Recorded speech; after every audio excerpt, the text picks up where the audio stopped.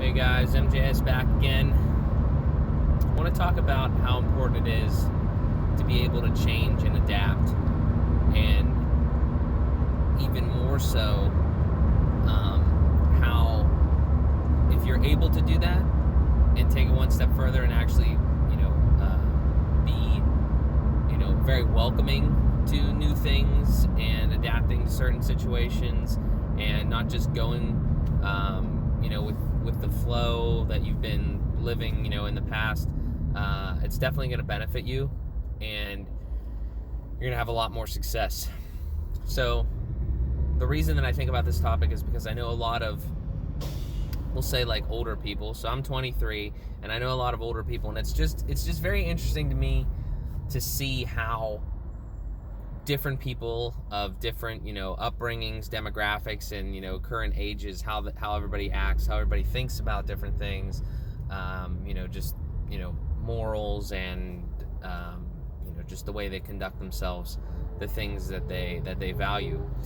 So as a younger person, I am obviously very, good and consumed by the things that, are of this generation, like, the millennial generation, if you will. Very good at, technology things, understand social media, and people that didn't grow up with that sort of stuff are obviously just not as good because it doesn't come as naturally to them.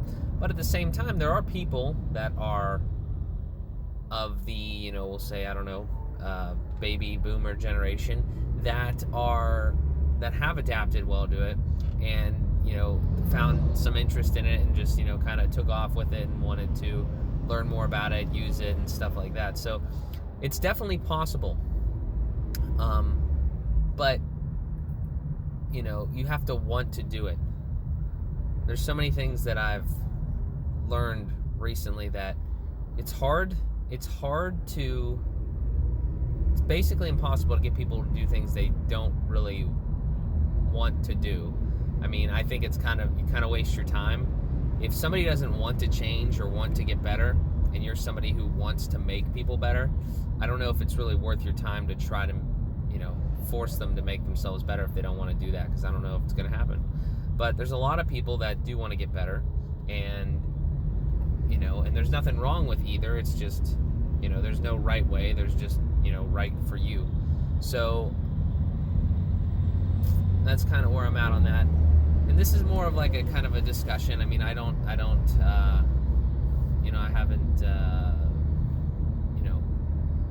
met like everybody and seen what everybody's like, but I'm starting to get a better sample size. It's exciting because it's fun for me to kind of learn about how people act, human psychology and all that sort of stuff. And when you start adding those different demographics, it really makes things interesting.